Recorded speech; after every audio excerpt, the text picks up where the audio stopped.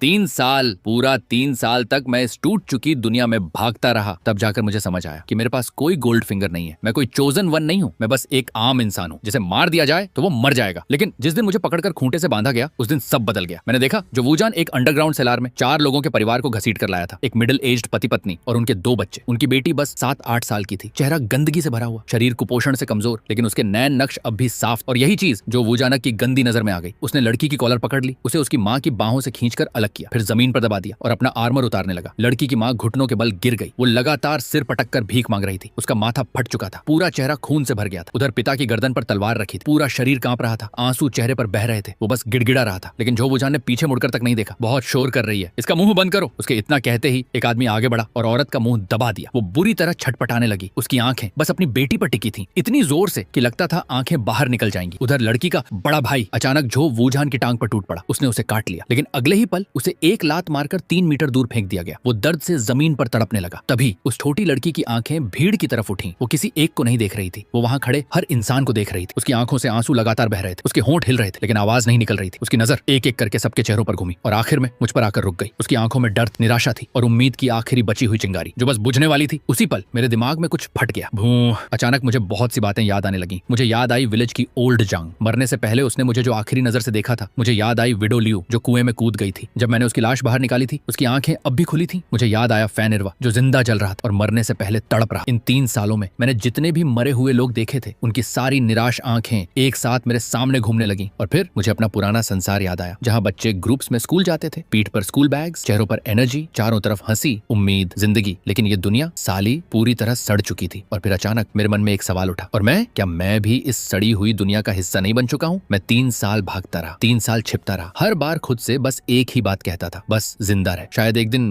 वापस लौट जाएगा। लेकिन जिंदा रहकर करना क्या था? क्या सिर्फ इसलिए जिंदा था ताकि ये सब देखता रहूं और फिर खुद को समझाऊं? आदत डाल ले। मेरे हाथ कांपने लगे और बिना सोचे धीरे धीरे मेरी उंगलियां कपड़ों के अंदर चली गईं। उधर जो वूजन अब लड़की के ऊपर झुक चुका था, बस अगले ही पल वो उस पर टूट पड़ने वाला था। और तभी मैं हिल गया। मैंने सोचा तक नहीं, मेरा शरीर दिमाग से पहले चल पड़ा। 1 कदम, 2 कदम, 3 कदम, मैं सीधे जो के वूजान के पीछे पहुंच गया। वो अपनी हवस में इतना डूबा था कि उसे पीछे किसी के आने का एहसास तक नहीं हुआ। अगले ही पल मैंने अपनी जंग लगी छोटी नाइफ निकाली, ब्लेड सीधा उसकी गर्दन पर रख दिया। फिर मैंने बाएं से दाएं पूरी ताकत से काट दिया। खून फव्वारे की तरह फूट पड़ा मेरे चेहरे पर, लड़की के शरीर पर, जमीन पर। झो वूजानक की आंखें बाहर निकल आईं। उसके गले से अजीब खर-खर की आवाज निकली। वो पलट कर देखना चाहता था कि उसे किसने मारा, लेकिन उसकी गर्दन आधी कट चुकी थी। सिर एक तरफ टेढ़ा लटक गया। खून ऐसे बह रहा था मानो बांध टूट गया हो। धड़ाम, वो सीधे जमीन पर गिर पड़ा। उसका नंगा शरीर अब भी बाहर था। और फिर पूरा संसार शांत हो गया। हंसी बंद, फुसफुसाहट बंद, रोना बंद। हर इंसान जम चुका था। मैं ठंडी नजरों से सबको घूर रहा। कारफेस का मुंह खुला रह गया। उसकी हंसी चेहरे पर ही जम गई। यांग एर्गू अब भी औरत का मुंह दबाए खड़ा था, लेकिन उसका शरीर पत्थर बन चुका था। वो छोटी लड़की जमीन पर पड़ी थी, उसके ऊपर खून के छींटे थे, आंखें पूरी खुली हुई। मैंने नाइफ कसकर पकड़ रखी थी। उसकी नोक से अब भी खून टपक रहा था। और तभी मेरे दिमाग में एक अजीब आवाज गूंजी। आवाज में ना कोई इमोशन था, ना जेंडर। डिंग! होस्ट ने पहली किल पूरी कर ली है। Target attribute scanning, basic attributes, ordinary human standard. कृपया एक एट्रीब्यूट लूट करने के लिए चुने। मैं जम गया। मेरा दिमाग पागलों की तरह दौड़ने लगा। बाकी लोग रिएक्ट करने से पहले मुझे पहला हमला करना होगा। स्पीड! मैं स्पीड चुनता हूँ। डिंग! लूट successful. Host speed attribute increased. अगले ही पल मुझे अजीब एहसास हुआ, मानो मेरे पैरों से सालों पुरानी जंजीरें हट गई हों, मानो शरीर अचानक हल्का हो गया हो, इतना हल्का कि अभी हवा में उड़ जाऊं। लेकिन मुझे सोचने का वक्त नहीं मिला। मेरी आंखें सामने टिक गईं। वहां लियू बाजी अब भी शौक में मुंह खोले खड़ा था। उसके मुंह से तू शब्द निकलने ही वाला था, लेकिन मैं पहले ही हिल चुका था। दुनिया की हर मार्शल आर्ट स्पीड के सामने बेकार है। 2 गुना स्पीड सुनने में छोटी चीज लगती है, लेकिन मौत की लड़ाई में वो अजेय एडवांटेज बन जाती है। इसीलिए जब लियू बाजी का पहला शब्द अभी निकला भी नहीं था, मैं उसके सामने पहुंच चुका था। मेरी नाइफ नीचे से ऊपर गई। ठाक! ब्लेड सीधा उसकी ठोड़ी के अंदर घुस गई। उसकी आंखें और चौड़ी हो गईं। पूरा शरीर ढीला पड़ गया। मरते वक्त तक वो अपनी चीख पूरी नहीं निकाल पाया। डिंग! Kill successful! इस बार मैंने बिना हिचकिचाए उसका हाईएस्ट एट्रीब्यूट चुना। Loot successful. Host strength increased. Yang Ergou उसके बगल में खड़ा था। उसने अपनी आंखों के सामने लियू बाजी का जबड़ा फटते देखा। खून उसके चेहरे पर आ गिरा। उसका दिमाग अब भी समझ नहीं पा रहा था क्या हो रहा है, लेकिन उसका शरीर इंस्टिंक्टिवली पीछे हट गया। वो भागना चाहता था, लेकिन मैंने मौका नहीं दिया। मैं 1 कदम में उसके सामने पहुंचा। 2 गुना स्पीड और 2 गुना स्ट्रेंथ के साथ मैंने उसकी गर्दन पर मुक्का मारा। कड़क! उसकी सर्विकल स्पाइन टूट गई। यांग एर्गू वहीं ढेर हो गया। आंखें खुली की खुली रह गईं। Ding! Kill successful. Strength plus 1.1। Current strength 3 गुना। मैंने अपनी मुट्ठी कसकर भींची। हड्डियों से टक टक की आवाज आने लगी। फिर मैंने सिर उठाया। बाकी 2 लोग बचे थे, जूही जी और शुलैस। जूही जी वहीं खड़ा कांप रहा था। उसके पैर जवाब दे चुके थे। शुलाइसी 2 कदम पीछे हट चुका था। उसकी नजर विलेज मेन फोर्स की तरफ जा रही थी। मैंने मन ही मन हिसाब लगाया। गला काटने से अब तक बस 1 सेकंड हुआ है। दोनों अब भी शॉक में थे। अभी क्या हुआ? उनके दिमाग दिमाग यही समझने की कोशिश कर रहे थे, लेकिन मैंने उन्हें रिएक्ट करने का मौका नहीं दिया। मैं सीधा जू हेजी की तरफ दौड़ा। अब जाकर वो संभला। उसने चिल्लाने के लिए मुंह खोला, लेकिन मेरी नाइफ पहले पहुंच गई।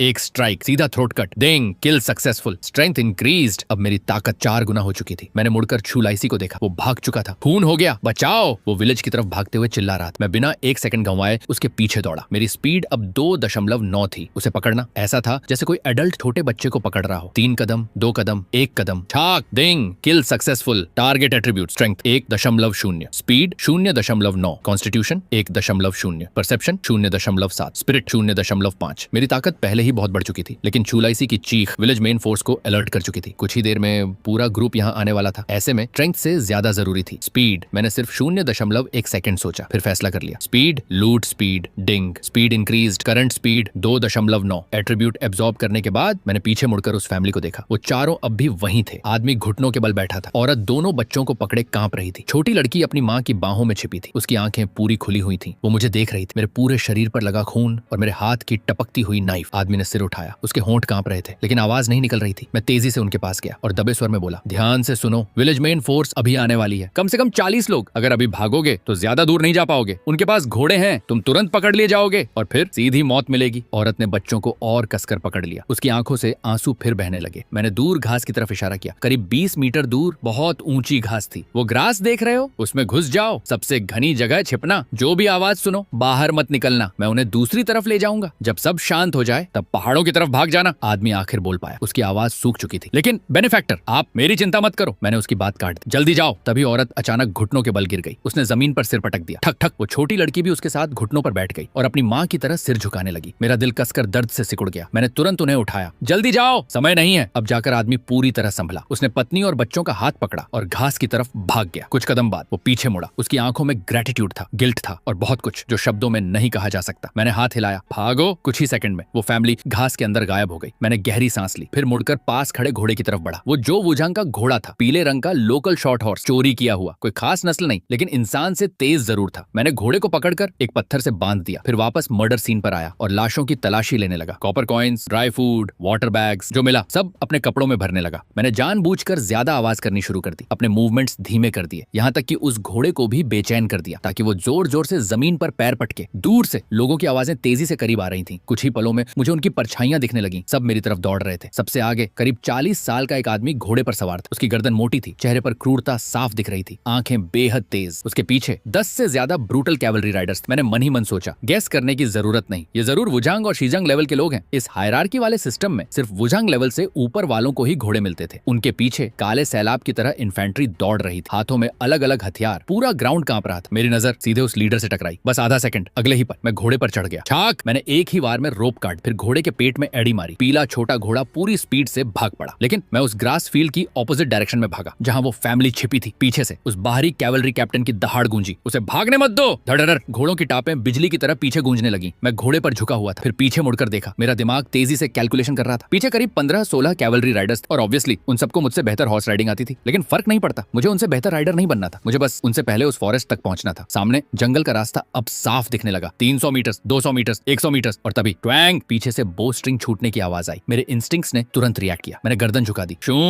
एक एरो मेरे सिर को छूता हुआ निकल गया और सामने पेड़ में जा धंसा। मैं और नीचे झुक गया। पूरा शरीर लगभग हॉर्स बैक से चिपक चुका था। फिर 2 और एरोज आए। एक मेरे कान के पास से निकला, दूसरा घोड़े के पीछे की हवा चीर गया। मेरा दिल पागलों की तरह धड़क रहा था। मैं मन ही मन बस एक ही दुआ कर रहा था, ना मैं लगूं ना घोड़ा। 50 मीटर, 30 मीटर, 10 मीटर। जैसे ही घोड़े ने फॉरेस्ट एज पार की, मैं तुरंत हॉर्स से कूद गया, जमीन पर रोल किया, फिर उसी मोमेंटम में उठकर सीधे जंगल के अंदर घुस गया। उधर वो पीला घोड़ा कुछ कदम और भागा, फिर ब्रांचेस में फंसकर रुक गया। बेचैनी से पूंछ हिलाने लगा। पीछे से आने वाले cavalry Riders forest as per रुक गए। सब घोड़ों से उतरे। तभी बाहरी कैप्टन की आवाज गूंजी, वो जंगल में घुस गया है, ज्यादा दूर नहीं भाग पाएगा। वुजांग आगे, शीजंग पीछे, दो की टीम्स बनाओ, सर्च करो। मैंने दूर से सुना। करीब दर्जन भर लोग घोड़ों से उतरे। सबने ब्लेड्स निकाली, फिर ग्रुप्स में बांटकर जंगल के अंदर फैल गए। करीब 15 मिनट बाद घने जंगल के अंदर मैं एक विशाल पेड़ के पीछे छिपा था। पूरा ट्री वाइन्स से ढका हुआ था। मैंने अपनी सांस तक रोक रखी थी। धीरे धीरे कदमों की आवाज करीब आने लगी और फिर स्विश, एक बिजली जैसी स्पीड में मैं अचानक पेड़ के पीछे से निकला। मैंने सामने आते वुजांग का गला काट दिया। तू मरना चाहता है? उसके पीछे चल रहा शीजंग पहले से अलर्ट था। उसने गुस्से में ब्लेड उठाई और मुझ पर टूट पड़ा। मैंने साइड स्टेप लिया, हमला बचाया, फिर नीचे गिरे वुजांग की चिप्ड सेबर उठा ली। उसी मोमेंटम में मैंने रिवर्स स्लैश मारा। छाक, उसकी आर्म सीधी कट होकर अलग हो गई। शीजंग को दर्द महसूस होने से पहले ही उसका हाथ जमीन पर गिर चुका था। वो चीखने ही वाला था, लेकिन मैं पहले पहुंच गया। मैंने रिवर्स ब्लेड को सीधा हॉरिजॉन्टल स्विंग में बदला।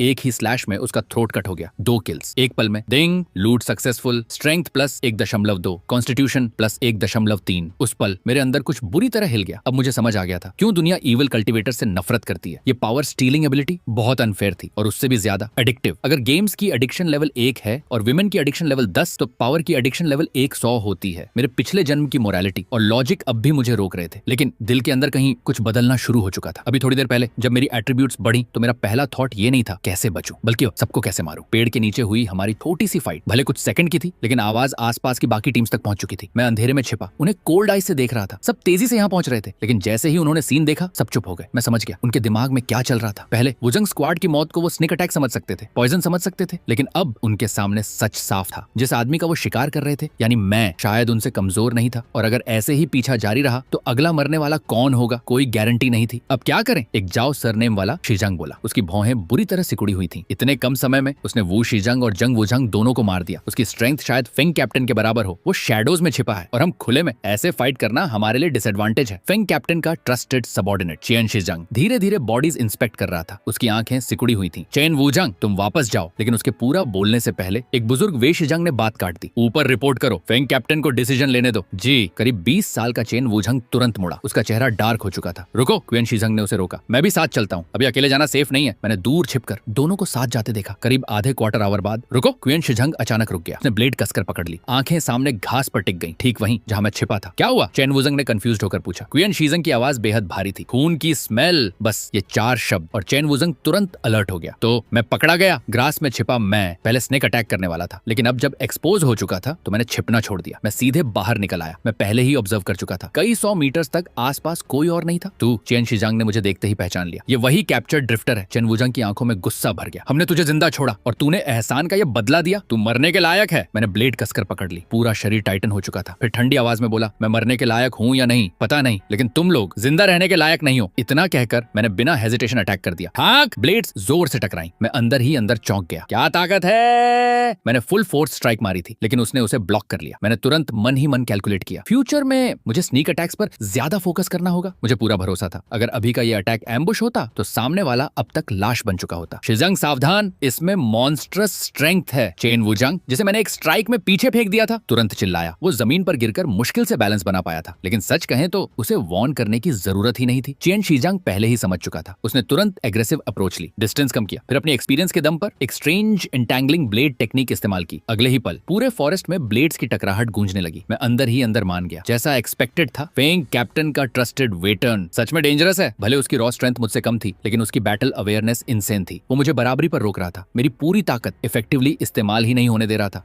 मैंने फिर एक ब्रूटल स्लैश मारी, लेकिन चेन शीजंग साइड हट गया। उसने मेरी ताकत डाइवर्ट कर दी। उसकी ब्लेड मेरी सेबर के किनारे से फिसली और सीधा मेरी रिस्ट की तरफ घूम गई। मैं तुरंत पीछे हटा, किसी तरह अटैक बचाया, लेकिन उसकी अगली ब्लेड फिर आ चुकी थी। मैंने फिर पीछे कदम लिया, लेकिन उसकी ब्लेड फिर आ गई। मैं फिर पीछे हटा, लेकिन उसकी ब्लेड फिर आ गई। एक के बाद एक उसके अटैक सांप की तरह लगातार लिपट रहे थे और मुझे पहली बार एहसास हुआ ये लड़ाई आसान नहीं होने वाली। ये साधारण तलवारबाजी नहीं थी। वो मेरी तलवार को काट नहीं रहा था, बल्कि उससे लिपट रहा था, घूम रहा, ठीक एक जहरीले सांप की तरह। हर बार सीधा मेरी उंगलियों, कलाई और जोड़ों पर आता। खतरनाक, बहुत खतरनाक। मुझे मानना पड़ा, यह आदमी मेरी उम्मीद से कहीं ज्यादा ताकतवर था। हालांकि मेरी ताकत और स्पीड उससे ज्यादा थी, फिर भी मैं उसे दबा नहीं पा रहा था। उल्टा जरा सी गलती पर मैं खुद घायल हो जाता। उसी पल मुझे अपने पिछले जन्म में पढ़े वो सारे नॉवेल्स याद आए, जहां मेन कैरेक्टर हमेशा अपने से ज्यादा ताकतवर दुश्मनों को हरा देता था। तब वो सब बहुत कूल लगता था, लेकिन आज जब मैं खुद उस साइड कैरेक्टर की जगह खड़ा था, तब समझ आया कि ओवर पावर होना कितना घुटन भरा होता है। ताकत होने के बावजूद कुछ न कर पाने की बेबसी। उस अनुभव के बाद मैंने मन ही मन कसम, अब कभी किसी नॉवेल के साइड कैरेक्टर्स को वीक नहीं कहूंगा। मेरे दिमाग के सारे फालतू ख्याल अगले ही पल गायब हो गए, क्योंकि लड़ाई अभी खत्म नहीं हुई थी। टन टन कई और वारों के बाद मैंने आखिर उसकी टेक्निक समझ ली। वो मुझसे सीधा क्लैश ही नहीं करता था। हर बार हमारी तलवारें टकराने से पहले वो बस हल्का सा टच करता, मेरी ताकत को बहा देता और तुरंत दूसरी डायरेक्शन से वार कर देता, जिस वजह से मेरी रॉ स्ट्रेंथ बेकार हो रही थी। मैंने कोने से देखा चेन वुजंग भारी सांसें लेते हुए मौका ढूंढ रहा था, लेकिन मैं और क्वीन शीजंग इतने करीब लड़ रहे थे कि वो बीच में घुस ही नहीं पा रहा था। उसी दौरान मैंने चेन शीजंग की आंखों में पहली बार सरप्राइज देखा। शायद उसने कभी सोचा भी नहीं था कि कोई उसके चंद दाव टेक्निक को इतने देर तक सर्वाइव कर पाएगा। लड़ते लड़ते वो अचानक हंसा। लड़के, तेरी ताकत बड़ी है, लेकिन सिर्फ ताकत से कुछ नहीं होता। अगर अभी हथियार डाल दे तो मैं बाहरी बटालियन कमांडर से तेरी जान की भीख मांग सकता हूँ। मैंने कोई जवाब नहीं दिया, क्योंकि मैंने अपनी आंखों से देखा था कैसे उसने 2 भाइयों को छोड़ने का वादा करके पीछे से तीर मारकर मार डाला था। ऐसे आदमी की बात पर भरोसा करना मौत को गले लगाने जैसा था। टन! मैंने स्पीड का फायदा उठाकर उसके कई डेंजरस अटैक्स ब्लॉक किए। फिर अचानक साइड से तलवार घुमाई ताकि उसे पीछे धकेल सकूं, लेकिन वो पहले से तैयार तैयार था, सिर्फ हल्का सा बॉडी ट्विस्ट और मेरा वार खाली। मैंने ब्रूट फोर्स से दूसरी डायरेक्शन में स्लैश मारा, लेकिन डिस्टेंस बहुत कम था। उसने फिर मेरी ताकत बहा दी और घूमते हुए सीधा मेरी आंख पर वार कर दिया। मैं बाल बाल बचा, लेकिन अगले ही पल उसकी तलवार मेरी गर्दन की तरफ घूम गई। मुझे पीछे हटना पड़ा। 1 कदम, 2 कदम, 3 कदम, वो लगातार मेरे ऊपर चिपका हुआ था, मुझे दूरी बनाने ही नहीं दे रहा था। और तभी मेरे दिमाग में अचानक एक आइडिया आया, वो मेरी ताकत रीडायरेक्ट कैसे कर पा रहा था, क्योंकि वो हर बार सॉफ्ट कॉन्टेक्ट कर रहा था। तो अगर मैं उसे रीडायरेक्ट करने का मौका ही ना दूं तो मैंने गहरी सांस ली, उसकी अगली चाल का इंतजार किया। इस बार मैंने पूरी ताकत से तलवार नहीं घुमाई, मैं वेट कर रहा था उस एक परफेक्ट मोमेंट का। और जैसे ही उसकी तलवार मेरी ताकत बहाने लगी, मैं अचानक फट पड़ा। लेकिन इस बार मैंने स्लैश नहीं किया, मैंने पूरी ताकत से आगे प्रेस किया, अपनी सारी शक्ति तलवार पर डाल दी। धड़ाम! उसकी तलवार सीधा हाथ से उड़ गई। व्हाट? चियन शीजांग की आंखें फैल गईं, लेकिन तब तक देर हो चुकी थी। स्विश! पहला वार उसका हाथ कट गया, दूसरा वार सीधा गला, उसकी आंखें खुली रह गईं और शरीर जमीन पर धड़ाम से गिर पड़ा। मरते वक्त भी शायद उसे समझ नहीं आया मैं मर गया। मैंने हल्का सा थकान महसूस की, कुछ सेकंड सोचा, फिर पैनल में कॉन्स्टिट्यूशन चुन लिया। उसके बाद मैंने चियन शीजांग की तलवार उठाई, अपनी पुरानी तलवार बदल दी और बिना पीछे देखे वहां से गायब हो गया। एक दिन बाद, कई दर्जन मील दूर, शाम ढल रही थी। डूबते सूरज की लाल रोशनी पूरी सड़क को खून जैसा रंग दे रही थी। उत्तरी दिशा से एक छोटी ट्रूप धीरे धीरे आगे बढ़ रही थी। सबकी पीठ पर धनुष थे, लेकिन कोई बात नहीं कर रहा था। बस कभी कभी थके हुए घोड़ों की सांसें सुनाई देती या हवा से टकराते आर्मर की आवाज। सबसे आगे बटालियन कमांडर घोड़े पर बैठा था, चेहरा एक्सप्रेशनलेस, आंखें खाली। उसके कपड़ों पर मिट्टी लगी थी, घास चिपकी थी और सूखे हुए खून के गहरे धब्बे। उसकी बाईं स्लीव आधी कटी हुई थी, जैसे किसी ने एक बार में काट दी हो। घोड़े के पास लटकती तलवार भी टूटी हुई थी और उसका कट इतना स्मूथ था कि देखकर ही डर लगे। बीच में एक स्क्वाड लीडर बैठा था, उसका सिर नीचे लटका हुआ, बांह कपड़े से बंधी थी, लेकिन पूरा कपड़ा खून से काला पड़ चुका था। पास में एक जवान 5 लीडर था, चेहरे पर राख जमी थी, आंखें सूजी हुई जैसे बहुत रोया हो। सबसे पीछे 3 इन्फेंट्री सोल्जर्स पैदल चल रहे थे। उनके पास घोड़े नहीं थे, पैर जवाब दे चुके थे, लेकिन फिर भी कोई रुकने की हिम्मत नहीं कर रहा था। एक दुबला सोल्जर हर कुछ कदम पर खांसता और उसके थूक में खून निकलता। दूसरा लंगड़ा कर चल रहा था, बायां पैर जमीन पर रख भी नहीं पा रहा था। पूरी ट्रूप पर ऐसा सन्नाटा था जैसे सब किसी नाइटमेयर से गुजर कर आए हों। यहाँ तक कि लोग सांस भी धीरे ले रहे थे। काफी देर बाद एक सोल्जर खुद को रोक नहीं पाया, उसने सड़क किनारे थूक दिया। आवाज बहुत छोटी थी, लेकिन उस मौत जैसे सन्नाटे में वो किसी धमाके जैसी लगी। पूरा ग्रुप एक साथ उसकी तरफ मुड़ा। सोल्जर डर से कांप गया, फौरन सिर झुका लिया, फिर दोबारा हिलने की हिम्मत तक नहीं की। बटालियन कमांडर ने कुछ नहीं कहा, बस धीरे से हाथ उठाया और आगे बढ़ने का इशारा कर दिया। 3 दिन बाद मैं एक पहाड़ी रास्ते पर धीरे धीरे चल रहा था, मुंह में घास दबाए। धूप शरीर पर पड़ रही थी, इतनी आरामदायक कि इंसान को आलसी बना दे। लेकिन मेरी असली अटेंशन सामने के रास्ते पर नहीं थी, बल्कि उस ट्रांसलूसेंट पैनल पर थी जो लगातार मेरे दिमाग में तैर रही थी। नाम Chu Xuan, strength 18.8, speed 11.9, constitution 9.6, perception 5.5, spirit 5.7। पिछले 3 दिनों में मैं ना जाने कितनी बार इस पैनल को देख चुका था, फिर भी मैं इसे पूरी तरह समझ नहीं पा रहा था। लेकिन एक बात तय थी, इन नंबर्स को देखते ही दिल में अजीब सा सिक्योरिटी फीलिंग आ जाता था। अब मुझे हर पल मरने का डर नहीं था, अब मुझे किसी जंगली कुत्ते की तरह भटकना नहीं पड़ेगा। और तभी हवा के साथ दूर से आवाजें आने लगी, चीखें, तलवारों की टक्कर और लोगों के मरने की दर्दनाक आवाजें। मैं कुछ सेकंड रुका, फिर बिना ज्यादा सोचे सीधा आवाज की तरफ बढ़ गया। करीब 2 किलोमीटर दूर मुख्य सड़क के मोड़ पर 5-6 गाड़ियां रास्ता रोके खड़ी थीं। उनके चारों तरफ 20 से ज्यादा गार्ड्स जान लगाकर लड़ रहे थे। सबने एक जैसी नीली यूनिफॉर्म पहनी हुई थी, हाथों में तलवारें, फॉर्मेशन पूरी डिसिप्लिन। साफ दिख रहा था ये ट्रेन्ड लोग थे। उनके सामने थे 30 से ज्यादा रेफ्यूजी सोल्जर्स, फटे हुए भूरे कपड़े, पुरानी मिलिट्री यूनिफॉर्म्स और पूरी तरह बेकाबू भीड़। जमीन पर पहले ही 20 से ज्यादा लाशें गिर चुकी थी, कुछ गार्ड्स की, कुछ रेफ्यूजीज की। लेकिन सबसे डरावनी बात यह थी, गार्ड्स पीछे नहीं हट रहे थे। एक आदमी गिरता तो दूसरा तुरंत उसकी जगह ले लेता, आंख तक नहीं झपकाते। उनकी ये फियरलेस ऑरा देखकर रेफ्यूजी सोल्जर्स भी दब गए थे। इसीलिए उनका लीडर, वो काला सा भारी आदमी घोड़े पर बैठा बस घूर रहा था। उसके हाथ में बड़ा चॉपिंग ब्लेड था, चेहरे पर मांस ही मांस। लेकिन उसने अगला हमला रोक रखा था। तभी गार्ड्स के बीच वाली कैरेज का पर्दा उठा, एक यंग नोबल बाहर निकला। उसने चारों तरफ देखते हुए शांत आवाज में कहा, तुम्हें खाना और पैसा चाहिए? ले जाओ, गाड़ियों में काफी सामान है, लेकिन अगर लड़ाई जारी रखी तो मेरे गार्ड्स पीछे नहीं हटेंगे। तुम पहले ही कई लोग खो चुके हो, जीत भी गए तो आखिर बचोगे कितने? काला नेता आंखें सिकोड़कर उसे देखने लगा, लेकिन नोबल बिल्कुल नहीं डरा। अगर अभी चले जाओ तो आज की बात यहीं खत्म, लेकिन अगर जान की बाजी लगानी है तो देखते हैं पहले किसका खून खत्म होता है। काला आदमी चुप हो गया। उसने अपने मरे हुए लोगों को देखा, फिर गार्ड्स को। हर आदमी खून से लथपथ था, लेकिन किसी की आंखों में डर नहीं था। उसने दांत भींचे, शायद वो पीछे हटने का सोच ही रहा था कि अचानक पीछे से एक आवाज आई, ओए ब्लैक, अकेले अकेले मोटी भेड़ पकड़ ली क्या? धड़ धड़ धड़। दूर पहाड़ी रास्ते से धूल उड़ती दिखाई दी और अगले ही पल 30 से ज्यादा और रेफ्यूजी सोल्जर्स वहां पहुंच गए। उनमें आधे घोड़ों पर थे। लीड कर रहा था एक स्कारफेस्ड आदमी, हाथ में लंबा स्पीयर, चेहरे पर क्रूर मुस्कान। ब्लैकी उसे देखकर भौहें सिकोड़ता है। कारफेस, तू यहाँ क्या कर रहा है? कारफेस जोर से हंसा, तेरी बदबू सूंघ कर आ गया। उसने जमीन पर पड़ी लाशें देखी, फिर कार्रिज पर नजर डाली और उसकी आंखें चमक उठी। साला सच में मोटी भेड़ है, इतनी देर से अब तक नहीं निपटा पाया? ब्लैकी का चेहरा अगली हो गया। ये गार्ड्स पागल हैं, मरने से नहीं डरते। कारफेस और जोर से हंसा, तो तेरी किस्मत अच्छी है, अब मैं आ गया हूँ, चाहे जितने हार्ड हो काट दूंगा। मैं दूर पहाड़ी पर खड़ा ये सब देख रहा था और तभी मेरी नजर उन लोगों के कपड़ों पर गई। 3 साल से इस दुनिया में आने के बाद मैं पहली बार इतने रंगीन कपड़े देख रहा था। अब तक मैंने सिर्फ ग्रे, ब्लैक और मडी कलर्स ही देखे थे, जैसे इस दुनिया में रंग नाम की चीज ही नहीं थी। लेकिन वो नोबल, उसके कपड़े, उसकी कार रीज सब अलग लेवल के थे। कोई भी देखकर समझ जाता ये आम लोग नहीं है। और तभी स्कारफेस की नजर सबसे बड़ी कार रीस पर पड़ी। उसकी आंखों में गंदी चमक उभर आई। उसने होंठ चाटे। इतने गार्ड्स रख सकते हैं, मतलब अंदर कोई बड़ी फैमिली है, और शायद कोई खूबसूरत औरत भी। उसके बगल वाला सोल्जर तुरंत हंस पड़ा। स्कारफेस की आंखें और गर्म हो गईं, जैसे वो कैरेज के अंदर आर पार देख लेना चाहता हो। अगले ही पल उसने हाथ घुमाया, मारो। दोनों ग्रुप्स एक साथ टूट पड़े। युद्ध फिर से भड़क उठा। तलवारें टकराईं, चीखें गूंजी, खून उछला। और तभी सबसे बड़ी कैरेज का पर्दा अचानक खुला। स्विश! एक लाल परछाई बाहर निकली। वो एक रेड ड्रेस्ड वुमन थी, करीब 30 साल की। हल्के लाल रंग का एम्ब्रॉयडर्ड रोब, हाथ में लंबी सोर्ड। और अगले ही पल चमक, एक रेफ्यूजी का गला कट गया। दूसरी चमक, दूसरे के सीने से खून फूट पड़ा। उसकी मूवमेंट्स इतनी स्मूथ थीं कि लोग रिएक्ट तक नहीं कर पाए। पलक झपकते ही 2 लोग मर चुके थे। स्कारफेस की आंखें फैल गईं। साला, ये मार्शल आर्टिस्ट है। लेकिन शौक अगले ही पल लस्ट में बदल गया। उसकी नजर उस औरत के शरीर पर टिक गई। मैच्योर ब्यूटी, ग्रेसफुल फिगर, और ऊपर से इतनी डेडली स्वॉर्ड्समैनशिप। वो हंस पड़ा। वाह, जितनी वाइल्ड होगी उतना मजा आएगा। रेड ड्रेस्ड वुमन ने उसकी बात कंप्लीटली इग्नोर कर दी। उसकी तलवार लगातार चलती रही। एक और आदमी मरा, फिर दूसरा। लेकिन तभी स्कारफेस गरजा, आर्चर्स, उसे दबाओ। स्विश! तीर हवा चीरते हुए निकले। महिला ने उन्हें तलवार से ब्लॉक किया, लेकिन उसकी गति एक पल के लिए रुक गई। और बस उसी मौके का फायदा उठाकर स्कारफेस चीखा, जोर लगाओ, पहले पकड़ो, फिर सब मिलकर खेलेंगे। पूरी भीड़ पागलों की तरह हंसने लगी। उनकी आंखों में हवस भर गई। महिला का चेहरा गुस्से से नीला पड़ गया, लेकिन उसकी सोर्ड टेक्निक अभी भी स्टेबल थी। फिर भी आर्चर्स की वजह से उसे डिवाइड अटेंशन करनी पड़ रही थी। उसकी अटैक्स विजिबली स्लो होने लगी। कुछ ही देर में 2 और गार्ड्स गिर गए। वो यंग नोबल भी तलवार लेकर उसके पास आ गया, लेकिन उसकी स्वॉर्ड्समैनशिप एवरेज थी। बस किसी तरह सर्वाइव कर रहा था। पीछे हटो, महिला जोर से चिल्लाई, जंगल की तरफ निकलो। बाकी गार्ड्स तुरंत फॉर्मेशन बदलकर रिट्रीट करने लगे, लेकिन एनिमी की संख्या बहुत ज्यादा थी। आधे से ज्यादा गार्ड्स मर चुके थे और रेफ्यूजीज का मोमेंटम लगातार बढ़ रहा था। तभी महिला की बांह पर तलवार लग गई। खून निकल पड़ा। उसने दर्द से कराहते हुए भी एक आदमी का आधा सिर उड़ा दिया, लेकिन उसकी आंखों में साफ दिख रहा था वो ज्यादा देर नहीं टिक पाएगी। दूर घोड़े पर बैठा स्कारफेस उसे ऐसे देख रहा था जैसे भूखा भेड़िया शिकार को देखता है। उसके होंठों पर क्रूर मुस्कान फैल गई। बस थोड़ा और, ये लोग खत्म होने वाले हैं। उसी वक्त बैटलफील्ड के पीछे मैंने मूव करना शुरू किया, चुपचाप, बिना आवाज के। मैं आर्चर्स के पीछे पहुंच गया। करीब 10 से ज्यादा आर्चर्स सिर्फ बैटलफील्ड पर फोकस किए हुए थे। किसी को अंदाजा तक नहीं था कि मौत उनके ठीक पीछे खड़ी है। हवा में सिर्फ धनुष की कंपन सुनाई दे रही थी। और उसी पल मैं चल पड़ा। 20 कदम की दूरी मेरी स्पीड के सामने बिल्कुल सीधी लाइन जैसी थी। आर्चर्स को शायद बस हवा का एक झोंका महसूस हुआ होगा, और अगले ही पल सबसे बाएं खड़े आदमी की गर्दन कट चुकी थी। वो गिरते वक्त भी सामने बैटलफील्ड को ही देख रहा था। मरते दम तक उसे समझ नहीं आया कि हुआ क्या। दूसरे आर्चर ने आवाज सुनकर पीछे मुड़ना चाहा, लेकिन मेरी तलवार पहले ही उसका गला चीर चुकी थी। तीसरा, चौथा, पांचवा, 13वां, सिर्फ 2 सांसों के अंदर 13 आर्चर्स खत्म। ना चीख, ना वार्निंग, बस एक के बाद एक बॉडीज गिरने की आवाज। उन सबको मारने के बाद मैंने बिना हेजिटेशन हर बार स्ट्रेंथ चुना, क्योंकि मैंने नोटिस किया था साधारण सोल्जर्स के मुकाबले आर्चर्स का स्ट्रेंथ स्टैट ज्यादा होता है। और सच में 13 आर्चर्स से मिले स्टैट्स जोड़ने के बाद मेरी स्ट्रेंथ सीधे 37 तक पहुंच गई। मैंने हाथ में पकड़ी तलवार को हल्का सा घुमाया, और उसी पल मुझे उसका वजन लगभग महसूस ही नहीं हुआ। यहाँ तक कि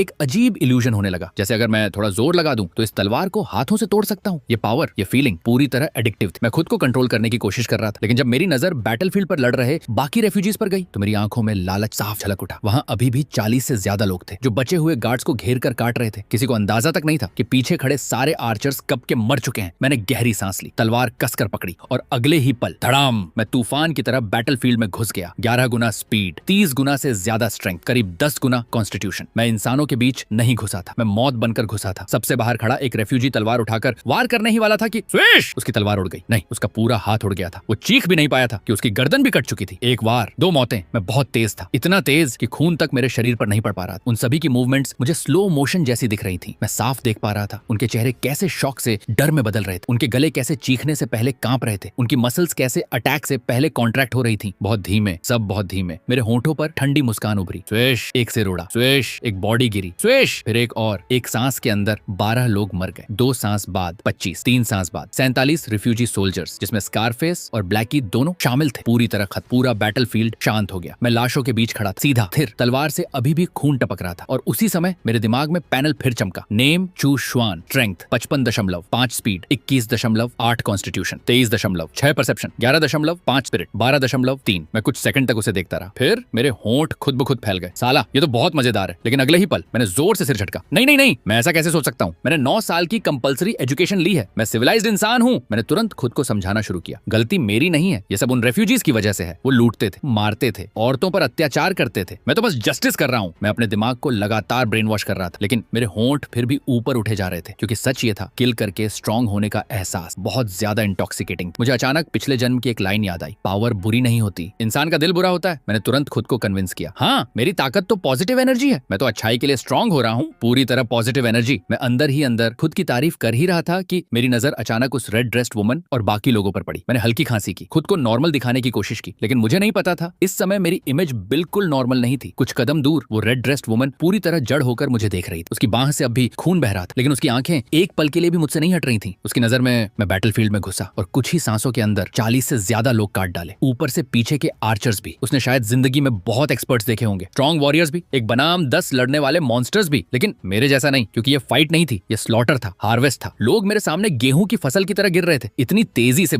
कि चीखने का मौका तक नहीं मिला। पास खड़ा नोबल लड़का कांपती आवाज में बोला, ये आंटी वो इंसान है भी। उसके हाथ कांप रहे थे, चेहरा सफेद पड़ चुका था, लेकिन रेड ड्रेस्ड वुमन ने जवाब नहीं दिया। उसने बस मुझे देखा और तभी उसे शायद एक बात रियलाइज हुई। मैंने इतने लोग मारे थे, लेकिन मेरे शरीर पर खून लगभग नहीं था, क्योंकि मेरी स्पीड इतनी ज्यादा थी कि खून भी मुझे छू नहीं पा रहा था। उसने गहरी सांस ली, फिर धीरे धीरे मेरी तरफ बढ़ी। 1 कदम, 2 कदम, 3 कदम। जब वो मुझसे करीब 2 मीटर दूर पहुंची तब रुक गई। फिर उसने धीरे से घुटने टेक दिए। एनगोंग, आपने हमारी जान बचाई, इस उपकार के लिए धन्यवाद। उसकी आवाज स्टेबल थी, लेकिन दिल कितनी तेजी से धड़क रहा था शायद सिर्फ वही जानती थी। वो डर नहीं था, वो शौक था, रिस्पेक्ट था, और एक ऐसी भावना जिसे वो खुद भी समझ नहीं पा रही थी। उसे बस इतना पता था, मेरे सामने उसे सबसे बड़ा सम्मान दिखाना चाहिए। मैंने शांत आवाज में कहा, उठो, जैसे मैंने कोई खास काम ही नहीं किया। महिला ने सिर उठाकर मुझे देखा। मैं सिर्फ 20-22 साल का दिख रहा था, फटे हुए कपड़े, साधारण लिनन शर्ट, जूते में छेद, बाहर निकली उंगलियां, ऊपर से बिल्कुल किसी रेफ्यूजी जैसा अपीयरेंस। लेकिन उसने अगले ही पल उस थॉट को रिजेक्ट कर दिया। इम्पॉसिबल, कोई रेफ्यूजी ऐसा नहीं हो सकता, ना ऐसी ताकत, ना ऐसा कामनेस। मैं उसकी आंखों में चल रहे सारे सवाल पढ़ सकता था, लेकिन उसने कुछ नहीं पूछा, बस धीरे से उठी और मेरी आंखों में देखते हुए बोली, आपने हमारी जान बचाई है, इस एहसान का बदला जरूर चुकाऊंगी। क्या मैं आपका नाम जान सकती हूँ? मैंने शांत स्वर में जवाब दिया, चू बेनिफैक्टर। उसने धीरे से सिर झुकाया, फिर सावधानी से पूछा, अब आपका आगे क्या इरादा है? मैंने उसकी तरफ देखा। फिलहाल कोई खास प्लान नहीं। वो हल्का सा चौंकी, उसके दिमाग में कुछ तेजी से घूमने लगा। फिर उसने और सावधानी से पूछा, तो क्या आपकी कोई डेस्टिनेशन है? नहीं। कोई काम? नहीं। कुछ सेकंड की चुप्पी, और अगले ही पल उसने तुरंत फैसला कर लिया। वो एक कदम पीछे हटी, फिर पहले से भी ज्यादा सम्मान के साथ झुक गई। उसने अपना सिर और नीचे झुका दिया। चू एनगोंग, मुझसे एक विनती है। मैंने हल्का सा आईब्रो उठाया। बोलो। रेड ड्रेस्ड वुमन ने सिर उठाया, सीधे मेरी आंखों में देखते हुए बोली, मैं चाहती हूँ कि आप मेरे साथ यून सिटी चलें, कुछ दिनों तक मेरे पर्सनल गार्ड बनकर। लेकिन मेरे जवाब देने से पहले ही वो तुरंत बोली, मुझे पता है ये रिक्वेस्ट बहुत अचानक है, आप जैसे एक्सपर्ट को मेरे जैसी साधारण औरत कैसे हायर कर सकती है? वो एक पल रुकी, फिर और सिंसियर होकर बोली, लेकिन फिर भी मैं कोशिश करना चाहती हूँ। हर दिन 300 टेल्स, खाना, कपड़े, रहने का खर्च, सब मेरी तरफ से। अगर आप मना करें तो समझूंगी मैंने कुछ कहा ही नहीं। आपका लाइफ सेविंग फेवर फिर भी हमेशा याद रखूंगी। इतना कहकर वो चुप हो गई, बस शांत आंखों से मेरा जवाब इंतजार करने लगी। मैं उसे देखता रहा और मन ही मन थोड़ा सरप्राइज्ड हुआ। ये औरत बहुत शार्प है, उसकी ऑब्जर्वेशन टेरिफाइंग, बात करने का तरीका भी फ्लॉलेस, चॉइस भी दे रही थी और सामने वाले को अनकंफर्टेबल भी नहीं होने दे रही थी। मैं हल्का सा मुस्कुराया, तुम बात अच्छी करती हो। उसने भी हल्की मुस्कान दी। आप तारीफ कर रहे हैं? मैंने कुछ सेकंड सोचा, फिर शांत स्वर में कहा, ठीक है, मैं तुम्हारे साथ यून सिटी चलूंगा, कुछ दिनों के लिए तुम्हारा पर्सनल गार्ड बनकर। उसकी आंखों में तुरंत हल्की राह चमकी और इसी तरह हम सब घोड़ों पर सवार होकर आगे बढ़ने लगे। रास्ते भर बातचीत होती रही और उसी दौरान मुझे इस दुनिया की कुछ सच्चाइयां पता चली। उत्तर में इंपीरियल कोर्ट लगातार बारबैरन ट्राइब से लड़ रही थी, जबकि दक्षिण में माओ लू ट्राइब बॉर्डर विलेजेस पर हमला कर रहा था। लूट, हत्या,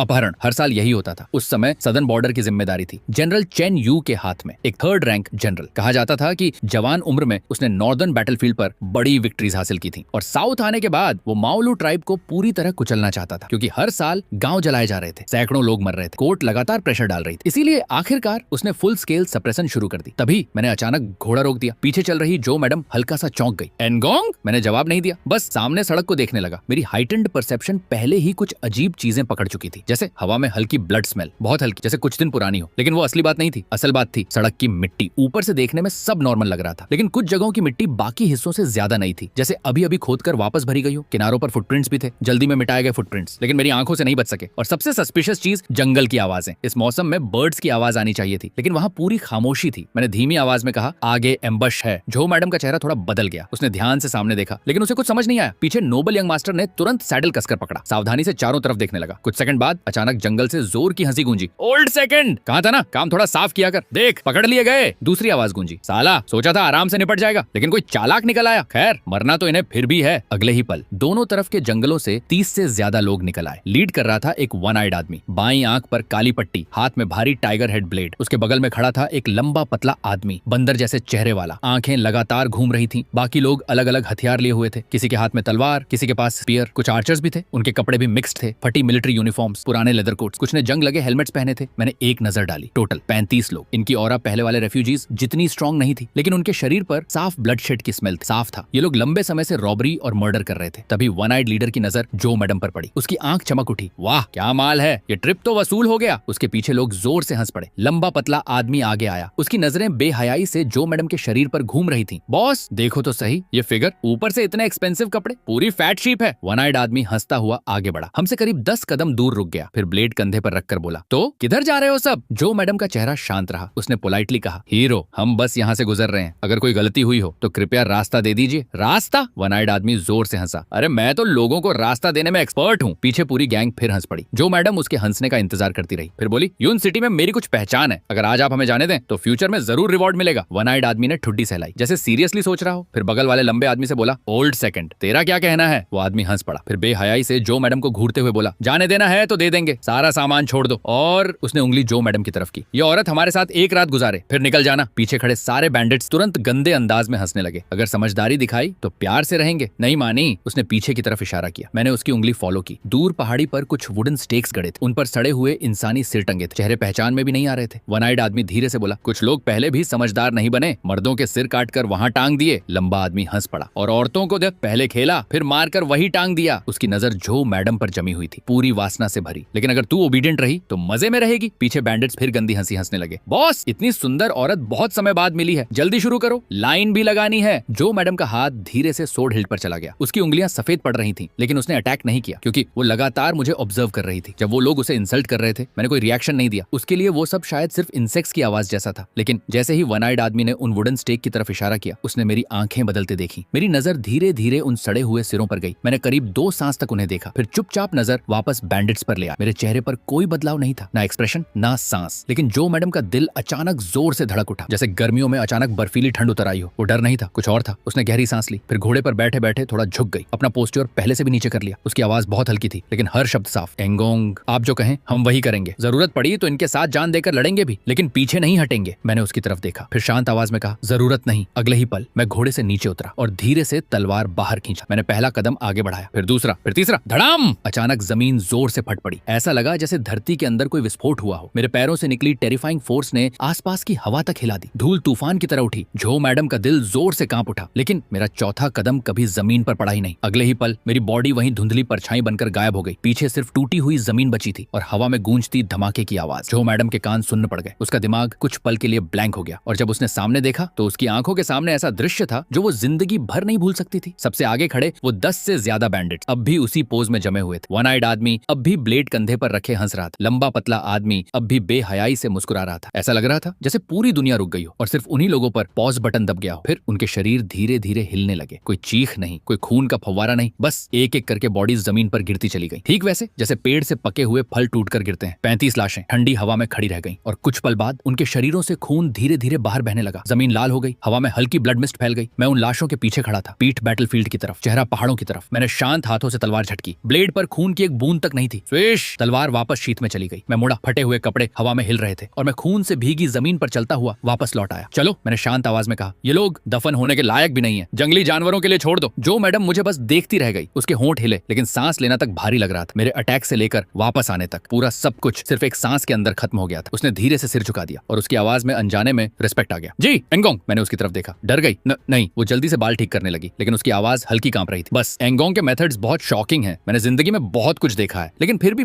आपके सामने ऑ फील हो रहा है। फिर अचानक उसका एक्सप्रेशन सीरियस हो गया। एंगोंग, मुझसे एक रिक्वेस्ट है। मैंने आईब्रो उठाया। क्या? उसने बेहद गंभीर होकर कहा। आगे से कृपया अपनी ताकत जितना हो सके छिपा कर रखिए। मैं हल्का सा मुस्कुराया। क्यों? इस केओटिक वर्ल्ड में बहुत ज्यादा ब्रिलियंस डिजास्टर बुलाती है। अगर फ्यूचर में ट्रबल आया तो पहले मुझे लोगों से डील करने दीजिए। पॉलिटिक्स, रिलेशनशिप्स, नेगोशिएशन सब मैं संभाल लूंगी, और जब मैं सच में कुछ ना कर पाऊं तब आप एक्शन लीजिए। मैंने उसकी साफ और इंटेलिजेंट आंखों को देखा, फिर हल्का सा हंस पड़ा। ठीक है। कैरेज फिर आगे बढ़ने लगी। आधे घंटे बाद सड़क के किनारे काउंटलेस रेफ्यूजीज दिखाई देने लगे, और वो दृश्य बैंडिट से भी ज्यादा हॉरिफाइंग था। एक आदमी अपनी सूखी हुई बच्ची को गोद में लिए कैरेज के आगे घुटनों पर गिर पड़ा। मैडम प्लीज, बच्ची को थोड़ा खाना दे दो। उसकी बेटी बिल्कुल लकड़ी जैसी पतली हो चुकी थी। जो मैडम तुरंत कार्रेज रुकवाती है, फिर उसे ग्रेन केक और पानी देती है। जब 5-6 साल की वो बच्ची होश में आते हुए धीरे से पिताजी कहती है, तो पूरी सड़क पर बैठे रेफ्यूजीज अचानक टूट पड़ते हैं। काले साए जैसे लोग एक साथ घुटनों पर गिर गए। चारों तरफ शोर मच गया। सब शांत रहो। जो मैडम की ठंडी आवाज पूरे केओस को दबा देती है। वो गार्ड्स को लिमिटेड फूड बांटने का आदेश देती है, फिर उत्तर दिशा की तरफ इशारा करती है। 30 मील आगे मिलिट्री फार्मलैंड है, वहां जाओ, शायद बचने का मौका मिल जाए। तभी झांगलाओसी नाम का आदमी अचानक फिर सिर पटक देता है। मैडम, मेरी बेटी को अपने साथ ले जाइए, सर्वेंट बनाकर रख लीजिए, बस उसे जिंदा रहने दीजिए। जो मैडम कुछ पल चुप रही, फिर उसने मेरी तरफ देखा। मैं एक्सप्रेशनलेस बैठा रहा। तब उसने उस आदमी से कहा, तुम मेरे मैनर में काम कर सकते हो, तुम्हारी बेटी का इलाज करवाऊंगी। सब कुछ खत्म होने के बाद वो घोड़ा मेरे बराबर लाकर धीमी आवाज में पूछती है, एनगोंग, क्या मेरा फैसला गलत था? मैंने उसकी तरफ देखे बिना पूछा, तुम्हारे हिसाब से इस केओटिक वर्ल्ड की असली वजह क्या है? वो कुछ पल सोच में पड़ गई। फिर धीरे धीरे बोली, जब नीचे के लोग सर्वाइव नहीं कर पाते और ऊपर वाले सिर्फ एक्सप्लॉयटेशन करते हैं तब इम्बैलेंस पैदा होता है, और इम्बैलेंस आखिरकार केओस बन जाता है। मैं हंस पड़ा। मतलब असल में ये सब लूट का अनइक्वल डिस्ट्रीब्यूशन है। कुछ पल की चुप्पी। फिर जो मैडम अचानक हंस पड़ी। उसकी मुस्कान बर्फ पिघलने जैसी थी। एंगोंग, आपकी बातें सच में सीधी दिल पर लगती हैं। उसकी वो खुलकर हंसी काफी समय बाद आई जेन्युइन राहत जैसी थी। यहाँ तक कि पास बैठा नोबल यंग मास्टर भी उसे ब्लैंक होकर देखने लगा। तभी धड़ धड़ धड़ धड़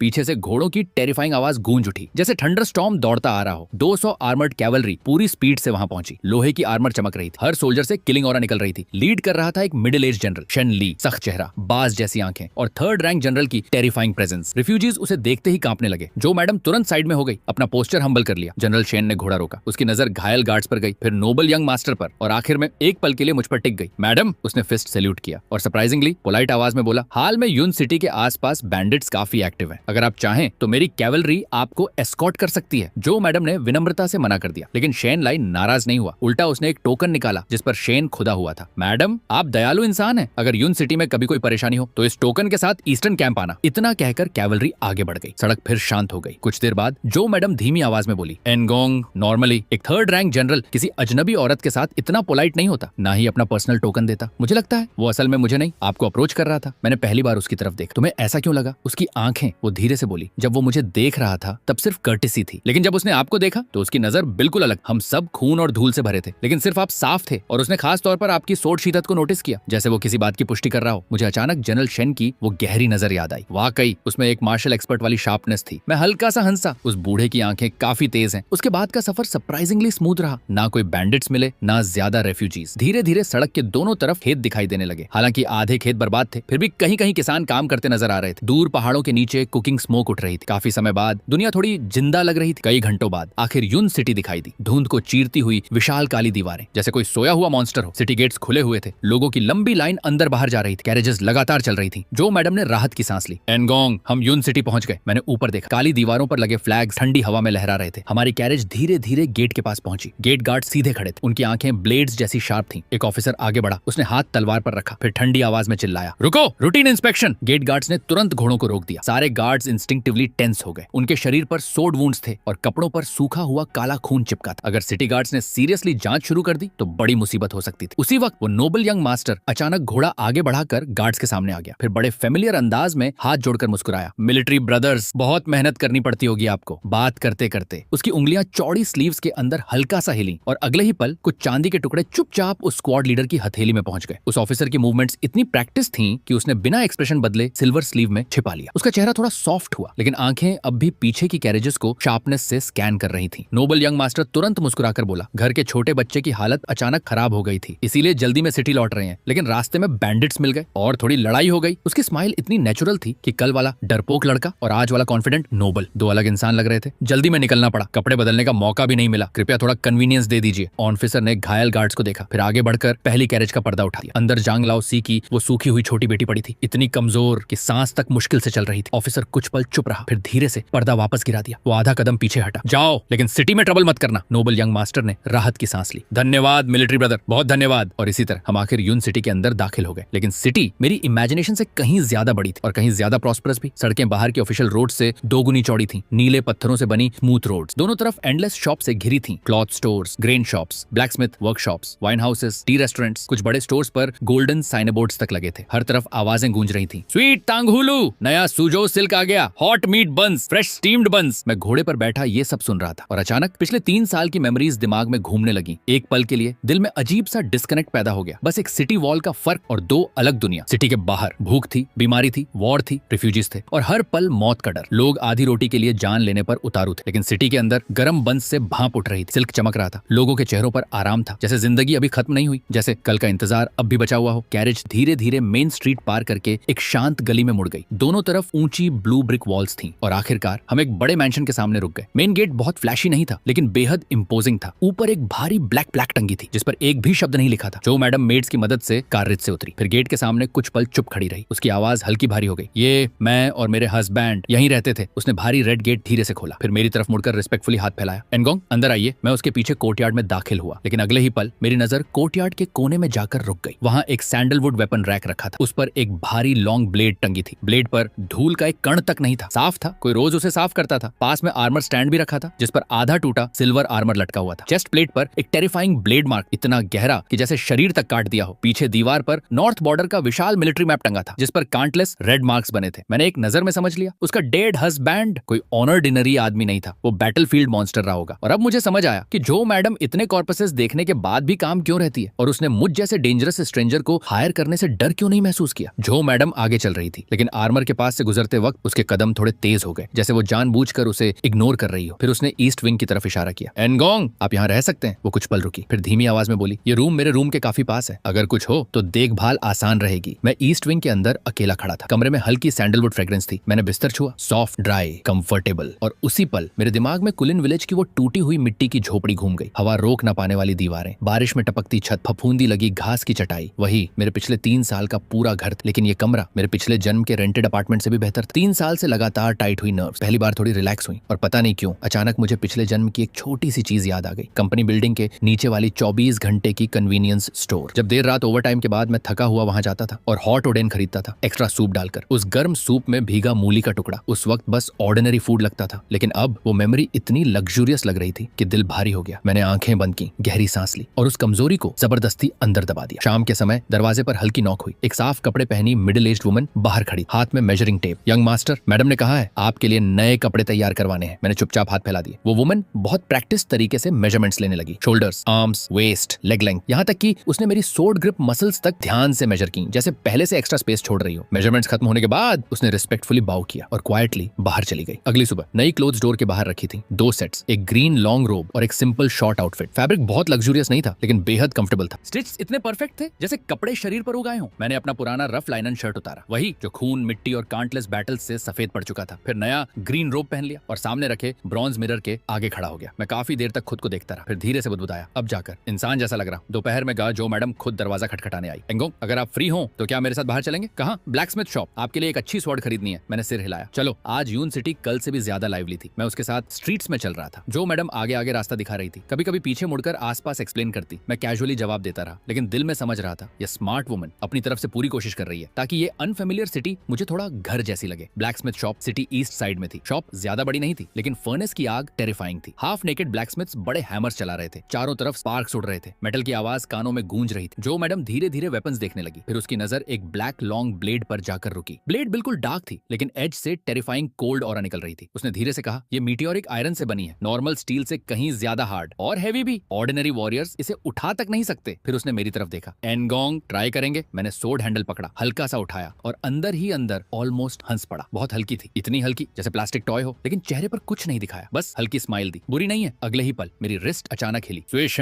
ब्लेड ने हवा में आधा गोल चक्कर काटा और उसकी टेरिफाइंग शार्पनेस से हवा तक कट गई, यहाँ तक कि नेकेड आई से विजिबल एयर वेव बन गई। पूरी शॉप कुछ पल के लिए शांत हो गई। मैंने कामली कहा, यही लूंगा। वापस लौटते वक्त मैं उस भारी मीटरिक आयरन ब्लेड को हाथ में लिए चल रहा था। फिर अचानक कैजुअली पूछ बैठा, वैसे इसकी कीमत कितनी है? जो मैडम ने हल्का सा सिर हिलाया। उसकी आवाज बेहद गंभीर थी। एंगोंग ने मेरी जान बचाई है, एक स्वॉर्ड की क्या औकात है? मैंने कुछ नहीं कहा, बस हाथ में पकड़ी उस ब्लैक गोल्ड लॉन्ग ब्लेड को देखा, फिर आगे चलती जो मैडम की ग्रेसफुल बैक को। और अचानक मेरे दिमाग में बचपन की एक मेमोरी कौंध गई, जब मैं एग्जाम में डबल 100 लाया था और माँ मेरा हाथ पकड़कर सबसे महंगी आइसक्रीम खिलाने ले गई थी। पता नहीं क्यों, लेकिन किसी का इस तरह केयर करना अजीब तरीके से अच्छा लग रहा था। अगले 2 दिन जिंदगी सरप्राइजिंगली शांत रही। मैं हर दिन कोर्टयार्ड में बैठा रहता, जैसे कोई मशीन नया हार्डवेयर इंस्टॉल होने के बाद कंपैटिबिलिटी टेस्ट कर रही हो। धीरे धीरे मैं इस टेरिफाइंग बॉडी को कंट्रोल करना सीख रहा था। 66 गुना स्ट्रेंथ, 32 गुना स्पीड। इन फिजिकल स्टैट्स को अडेप्ट करना आसान था, बस कभी कभी गलती से टी कप्स टूट जाते थे। लेकिन मेंटल पावर और परसेप्शन का साइड इफेक्ट कहीं ज्यादा डेंजरस निकला। जो मैडम बिल्कुल बगल वाले कोर्टयार्ड में रहती थी। शुरुआत में बस हियरिंग ज्यादा सेंसिटिव हुई। फुटस्टेप, कपड़ों की हल्की रगड़, धीमी बातचीत, सब कुछ कानों में एम्पलीफाई होकर गूंजता था। मैं खुद को समझाता रहा, बस हियरिंग स्ट्रांग हुई है। लेकिन दूसरे दिन शाम को सब बदल गया। मैड्स गर्म पानी लेकर जो मैडम के रूम में गई। उधर मैं अपने रूम में मेडिटेशन कर रहा था। अचानक मैंने देख लिया, आंखों से नहीं बल्कि जैसे दिमाग में किसी ने 360 डिग्री प्रोजेक्शन चालू कर दिया हो। टीम तक साफ दिखाई दे रही थी। गर्म पानी से उठती धुंध, लकड़ी के टब पर टिकी एक सफेद बांह, पानी में हिलती कलाई और कॉलर बोन से नीचे फिसलती पानी की बूंदें। Holy shit! मैं झटके से आंखें खोलकर बेड से उछल पड़ा। दिल जोर से धड़कने लगा। ये क्या है? X-ray vision! मैंने तुरंत खुद को कंट्रोल करने की कोशिश की। Calm down, mind empathy, desires खत्म, लेकिन कोई फायदा नहीं हुआ। वो सीन अब भी ब्रेन में अल्ट्रा एचडी मूवी की तरह चल रहा था, बस थोड़ा ब्लर हुआ था। मैं मजबूरी में विंडो के पास जाकर खड़ा हो गया और कोर्टयार्ड के पुराने पेड़ को घूरने लगा, पत्ते गिनने लगा। बहुत देर बाद जाकर वो प्रोजेक्शन गायब हुआ, लेकिन ज्यादा देर नहीं, कुछ ही मिनटों बाद नया सीन शुरू हो गया। मेड्स जो मैडम के बाल सुखा रही थी, पतले कपड़े भीगकर बॉडी से चिपक गए थे, कर्व्स साफ नजर आ रहे थे। मैंने तुरंत दरवाजा खोला और बाहर बाहर कोर्टयार्ड में भाग आया। ठंडी हवा चेहरे से टकराई। मैंने सिर उठाकर आसमान देखा। सनसेट बेहद खूबसूरत था, लेकिन मेरे दिमाग में बस वही डेंजरस ग्लिम्प्स घूम रही थी। सबसे बड़ी प्रॉब्लम ये थी, इस सुपर परसेप्शन का कोई स्विच नहीं था। मैं उसे कंट्रोल करना जानता ही नहीं था। धीरे धीरे मैंने एक सर्वाइवल मेथड बना लिया। जैसे ही बगल वाले कोर्टयार्ड में हलचल होती और कंफर्म हो जाता कि जो मैडम सेफ है, मैं तुरंत बाहर स्ट्रीट्स में निकल जाता। मार्केट की नॉइज से अपने सेंसेस ओवरलोड कर देता। अगली शाम मैं अभी अभी बाहर से वापस लौटा था, तभी सामने फ्रेशली बेद जो मैडम आ गई। उसने प्लेन व्हाइट ड्रेस पहनी हुई थी, भीगे बाल आधे खुले थे। सनसेट की गोल्डन लाइट उसके ऊपर पड़ रही थी। बस एक नजर, सिर्फ एक नजर, और मेरे ब्रेन में वो HD प्रोजेक्शन फिर रिवाइव होने लगा। मैंने तुरंत नजर हटाई और फिर से उसी पुराने पेड़ को घूरने लगा जैसे वहां ट्रेजर उगता हो। एनगोंग वापस आ गए। जो मैडम मुस्कुराकर करीब आई। उसके साथ हल्की सोप फ्रेग्रेंस भी चली आई। आधा दिन घूमते रहे, थक गए होंगे। मैंने एक्सप्रेशनलेस होकर सिर हिलाया। ठीक हूँ। जो मैडम ने मुझे अजीब नजरों से देखा, फिर अचानक पूछा, आज रात क्या खाना चाहेंगे? उधर मेरा दिमाग फुल पावर से सुपर सेंसेस सप्रेस कर रहा था और इधर मुंह बिना कंट्रोल के बोल पड़ा, सफेद। मैंने तुरंत अपनी जीभ काट ली। कॉफ, मेरा मतलब कैबेज। हाँ, कैबेज खाना है। जो मैडम कुछ सेकंड ब्लैंक रह गई। कैबेज? अचानक मैंने ऑकवर्ड होकर नाक धोई। ट्रीट पर देखा था, फ्रेश लग रही थी। तो बस जो मैडम की आंखों में कंफ्यूजन चमकी, लेकिन वो स्मार्ट थी। उसने ज्यादा कुछ नहीं पूछा, बस हल्की मुस्कान के साथ सिर हिलाया। ठीक है, मैं किचन को बोल देती हूँ, अगर और कुछ चाहिए हो तो बता दीजिएगा, कुछ भी चलेगा, मैं पिकी नहीं हूँ। जो मैडम धीरे से मुड़ी और वापस चल दी। मैं वहीं खड़ा रहा, उसकी व्हाइट ड्रेस, भीगे बाल और स्लिम वेस्ट को देखते हुए। फिर अचानक आसमान की तरफ देखने लगा। आज बादल बहुत सफेद हैं। उस रात मैं बेड पर सीधा लेटा था, जैसे कोई डेड फिश हो। आंखें बंद करने की हिम्मत ही नहीं हो रही थी, क्योंकि मुझे पता था जैसे ही आंखें बंद होंगी, ब्रेन अपने आप 3D मूवी चालू कर देगा। उस हॉरिफाइंग साइड इफेक्ट से लड़ने के लिए मैंने दिमाग में मैथ प्रॉब्लम्स सॉल्व करनी शुरू कर दी। कैलकुलस, कॉम्प्लेक्स ट्रांसफॉर्मेशन, यहाँ तक कि रीमैन हाइपोथेसिस तक पहुंच गया। पता नहीं कितना वक्त बीता, लेकिन आखिरकार मैं सो गया और फिर मैंने सपना देखा। ड्रीम में जो मैडम बेहद खूबसूरत ड्रेस पहने मेरी तरफ चल रही थी। हर कदम दिल पर पड़ रहा था। उसने अपनी सॉफ्ट उंगलियां मेरे चेहरे पर रखी। एंगोंग, उसकी आवाज बेहद जेंटल थी, हल्की सेडेक्टिव भी। उसकी खुशबू तक महसूस हो रही थी। मेरा दिल जोर जोर से धड़कने लगा। उस ड्रीम का रियलिज्म इतना टेरिफाइंग था कि मुझे लगा ये VR लेवल सिमुलेशन है। वो धीरे धीरे और करीब आई। उसके होंठ हल्के खुले और तभी मैं जाग गया। सुबह हो चुकी थी। मैंने लंबी सांस छोड़ी। गुड, सिर्फ सपना था। लेकिन अगले ही पल मुझे नीचे अजीब सी ठंडक महसूस हुई। मैंने नीचे देखा, फिर कुछ सेकंड चुप रहा। इस एंशिएंट वर्ल्ड की पैंट्स की क्वालिटी बहुत खराब है। सोते वक्त भी ड्रूल लीक अटैक हो जाता है। अगली दोपहर जो मैडम ने मुझे देखते ही कुछ नोटिस कर लिया। एनगोंग, आप ठीक है? कुछ अजीब लग रहे हैं। मैंने तुरंत नजरें चुराई। कुछ नहीं, कल रात ठीक से नींद नहीं आई। नेक्स्ट स्टिफ हो गई है। मैं पूरी सीरियसनेस के साथ नॉनसेंस बोल रहा था। जो मैडम ने सस्पिशियस नजरों से देखा, लेकिन ज्यादा पूछताछ नहीं की, बल्कि उसका एक्सप्रेशन अचानक सीरियस हो गया। एनगोंग, क्या आप मेरे साथ एक जगह चल सकते हैं? कहाँ? सिटी से 30 माइल दूर एक विलेज है। किसी ने खबर भेजी है कि उससे मेरे हस्बैंड की मौत का सच पता है। उसकी आंखों में दर्द चमका। कोर्ट ने कहा वो ग्रीड में फंसकर एम्बुश में मारे गए, लेकिन मैं विश्वास नहीं करती। पिछले 6 महीनों से मैं सीक्रेटली इन्वेस्टिगेशन कर रही हूँ, लेकिन हर क्लू बीच में गायब हो जाता है। फिर ये लेटर आया, मैंने उसे बीच में रोक दिया। मेरी आंखें ठंडी हो गई। सच हो या झूठ, जाकर देख लेते हैं। कैरेज सिटी से निकल गई। हम नॉर्थ वेस्ट डायरेक्शन में बढ़ने लगे। धीरे धीरे स्काई डार्क होने लगा। रोड पतली होती गई। दोनों तरफ डेंस फॉरेस्ट ऐसे बंद हो रहा था जैसे अंधेरे मॉन्स्टर्स रास्ता निगल रहे हो। मैं हॉर्स पर कैरेज के बगल में चल रहा था। एक हाथ मीटियोरिक आयरन ब्लेड के हैंडल पर था। ऊपर से मैं कैजुअली आगे देख रहा था, लेकिन असल में मेरी सुपर परसेप्शन पूरी तरह एक्टिव थी। कोई हमारा पीछा कर रहा है। सिटी से निकलने के बाद से 3 लोग फॉरेस्ट में हिडन रहकर पीछे चल रहे थे। 5-6 माइल बाद वो लोग रुक गए, लेकिन आसमान में एक बर्ड दिखाई देने लगी। वो बहुत ऊंचाई पर उड़ रही थी। नॉर्मल इंसान उसे देख भी नहीं सकता था, लेकिन मेरी परसेप्शन ने उसे इंस्टेंटली लॉक कर लिया। वो नॉर्मल बर्ड नहीं थी। उसकी निगाह लगातार कैरेज पर टिकी हुई थी। आधा घंटा और गुजर गया। तभी मेरे चेहरे पर शिकन आई। हवा में एक स्मेल थी, फ्रेश ब्लड, बहुत ज्यादा ब्लड और मौत की गंध। मैंने अचानक हॉर्स रोक दिया। सामने एक टूटा फूटा विलेज दिखाई दिया। 20 से ज्यादा स्ट्रॉ हट पूरी तरह साइलेंस में डूबे थे। ना स्मोक, ना इंसानी आवाज, यहाँ तक कि इंसेक्ट्स की आवाज भी गायब। हम पहुंच चुके थे। जो मैडम गार्ड्स के बीच से उतरकर कैरेज से बाहर आई। मैं सबसे पीछे चल रहा था। एक हाथ अब भी मीटियोरिक आयरन ब्लेड के हैंडल पर था, लेकिन जैसे ही हम विलेज एंट्रेंस तक पहुंचे, जो मैडम अचानक वहीं जम गई। चारों तरफ लाशें थीं, बुजुर्ग, औरतें, बच्चे, सब खून के तालाबों में बिखरे पड़े थे। कुछ के शरीर तीरों से छलनी थे, कुछ को बेरहमी से काटा गया था। गाढ़ा लाल खून मिट्टी में मिलकर कीचड़ बन चुका था। हर कदम पर चिपचिपी आवाज उठ रही थी। जो मैडम का चेहरा पल भर में सफेद पड़ गया। उसे तुरंत समझ आ गया। उसने घबराकर चीख लगाई, एनगोंग, जल्दी चलिए, ये ट्रैप है। मैं साफ महसूस कर सकता था। उसके अंदर गिल्ट फूट पड़ा था। वो खुद को ब्लेम कर रही थी कि उसने मुझे भी इस डेथ ट्रैप में खींच लिया। तभी चारों तरफ जंगल से रफ लाफ्टर गूंज उठा। जाओगे कहां ब्यूटी? घने जंगलों के बीच से 20 से ज्यादा विशालकाय बारबेरियन वॉरियर्स बाहर निकले। उनके शरीर पर फटे हुए बीस्ट स्किन्स थे और कद आम इंसानों से पूरा एक सिर ऊंचा। उनके चेहरों पर रेड व्हाइट वॉर पेंट लगा था। पीली आंखें अंधेरे में खूंखार जानवरों की तरह चमक रही थीं। उनमें सबसे आगे एक वन आइड जायंट खड़ा था। कंधे पर विशाल एंशिएंट ब्लेड टंगी थी, जिस पर सूखा मांस चिपका हुआ था। उसकी निगाहें सीधे जो मैडम के शरीर पर जमी थीं। ये औरत बहुत सुंदर है, इसे जिंदा ले जाओ, बाकी सबको काट डालो। गार्ड्स के चेहरे डर से सफेद पड़ गए। हाथ कांप रहे थे, लेकिन फिर भी वे जो मैडम के आगे ढाल बनकर खड़े रहे। एनिमीज ज्यादा थे। शारीरिक ताकत में भी टेरिफाइंग डिफरेंस। ये एक साइड मासैक्रे होने वाला था। जो मैडम ने डर दबाकर अपनी शॉर्ट स्वॉर्ड निकाल ली। बाकी सब पीछे हट रहे थे, लेकिन मैं आराम से उन बारबेरियंस को ऑब्जर्व कर रहा था। 3 साल से इस दुनिया दुनिया में हूँ, लेकिन लेजेंडरी ट्राइब्समैन पहली बार देख रहा था। उनकी बॉडी साइज देखकर ऐसा लग रहा था जैसे इंसान हाफ जाइंट से भिड़ गए हों। मैंने कैजुअली आसमान की तरफ देखा, वही स्ट्रेंज बर्ड अब नीचे चक्कर काट रही थी। बेट बारबेरियंस स्काई सर्विलांस बर्ड। मैं तुरंत समझ गया, तो असली हंटर्स अभी रास्ते में है। मेरे होंठों पर हल्की कोल्ड स्माइल आई। फिर मैंने धीरे से अपनी नई मीटरिक आयरन ब्लेड पकड़ ली। नई सोर्ड, ओपनिंग सेरेमनी तो बनती है, kill them. One eyed giant ने हमें डरा हुआ समझकर हाथ हिलाया। अगले ही पल 20 से ज्यादा बारबेरियंस भेड़ियों की तरह दहाड़ते हुए टूट पड़े और वो जायंट वहीं खड़ा होकर तमाशा देखने लगा। उसकी आंखों में एक्साइटमेंट थी। उसे लग रहा था ये सबसे आसान मिशन है। उसने अपने आदमियों को गार्ड्स तक पहुंचते देखा। वेपन्स ऊपर उठे और तभी दुनिया अचानक शांत हो गई। वॉर क्राइज गायब, फुटस्टेप्स गायब, वेपन्स की आवाज गायब, सब कुछ एक ही पल में रुक गया। पूरा विलेज मौत जैसी खामोशी में डूब गया। वन आइड जायंट फ्रीज हो गया। एक अजीब डर ने उसका दिल जकड़ लिया।